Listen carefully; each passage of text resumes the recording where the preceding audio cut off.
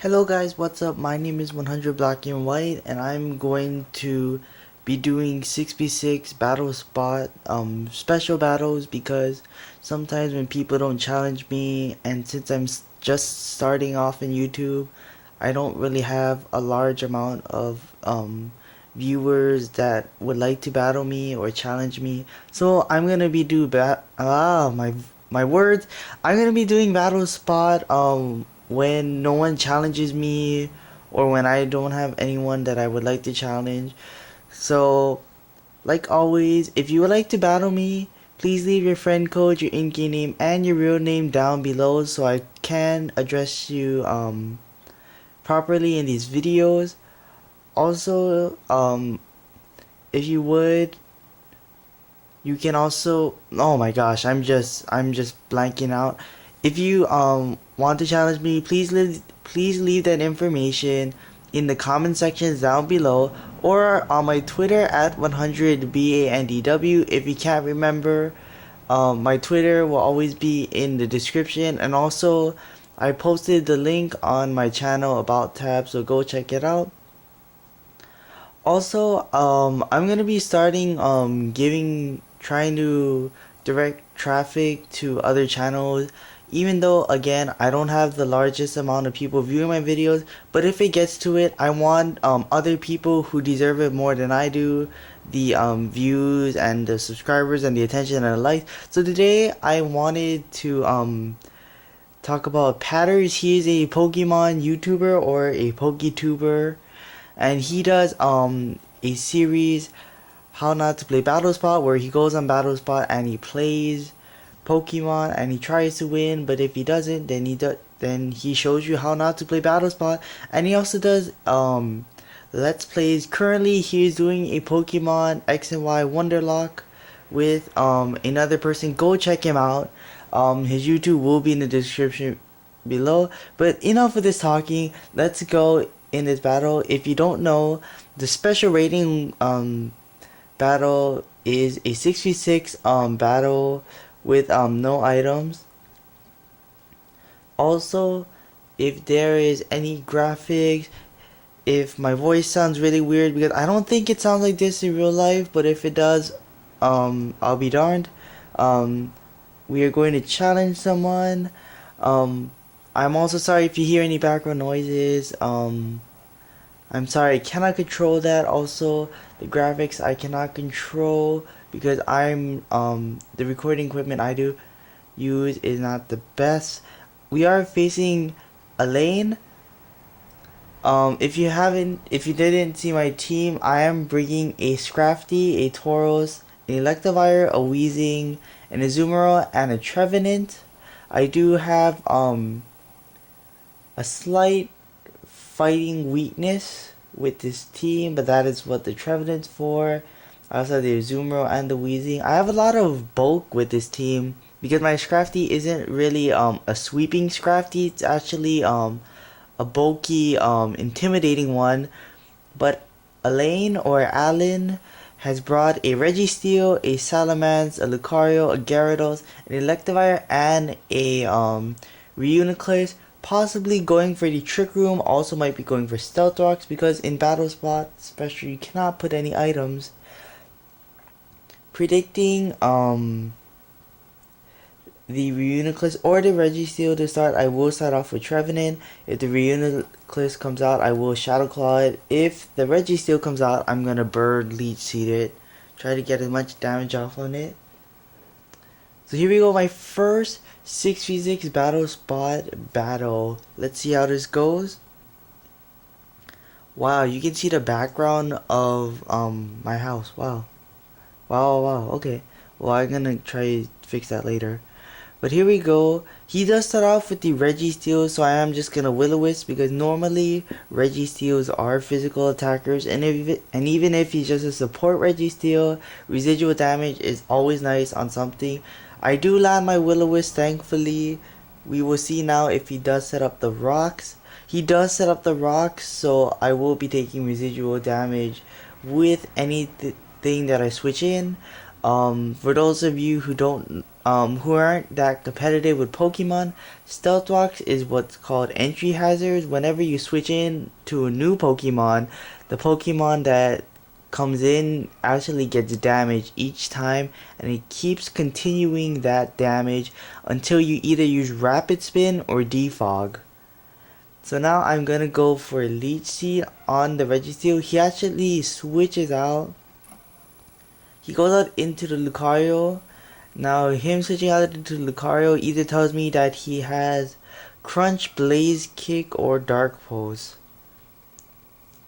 So that is really interesting. I did get a Leech Seed off, so my Trevenant will get health off. And also, how Leech Seed works is that whatever Pokemon I switch in now will also get Leech Seed. Healing, and will slowly do damage to the Pokemon who got Leech Seeded, which is the Lucario in this case.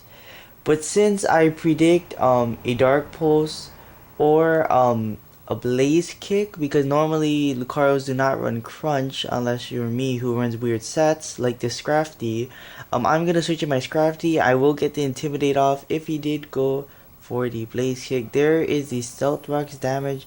There's the Intimidate. He does have Dark Pulse though, so that tells me that this Lucario is either specially a special Lucario, which I haven't seen in a long time, or it is a mixed Lucario, which I also haven't seen in a long time. So kudos.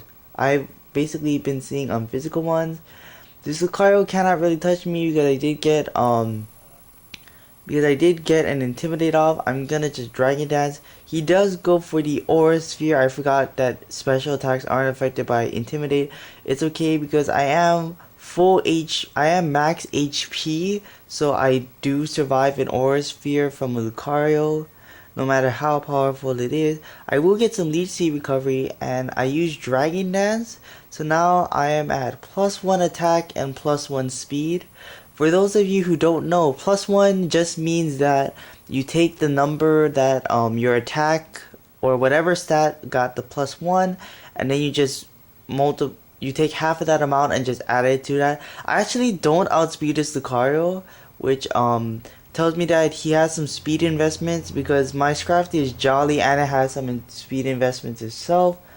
Right now I'm going to go into my Azumarill because he can't touch my Azumarill. It is fairy type in 6th generation, and fairies resist fighting types, they resist dark types, they're immune to dragons, but his steel type will take a lot of damage if he does go for a flash cannon on me. I'm going to go for a brick break on this Lucario. I'm pretty sure I'll be able to survive one flash cannon from it as long as I don't get a crit. He goes for a Dark Pulse, which tells me that he's not running Flash Cannon, which is kind of odd. He flinches me. Oh my gosh, and he doesn't even have a King's Rock. Wow. Wow. I did not need that. I'm just gonna go for another Brick Break. He goes for the Psychic now, which is also very interesting. He's not running Flash Cannon? Okay. Well, the Brick Break will take out Lucario because Azumarill gets the ability Huge Power, which gives him more attack strength. He does switch into the Electivire right now. I do predict an electric type attack, so I am gonna go into my Tauros, because on the off chance that he does Earthquake and he predicts my Electivire switch, I do not want my Electivire fainted. I will take Stealth Rock damage.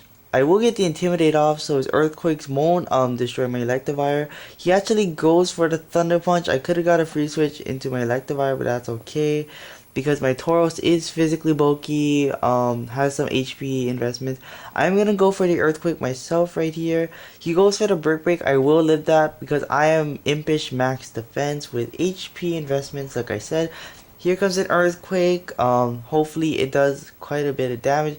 It does enough where I can just go for Pursuit right now and just take it out.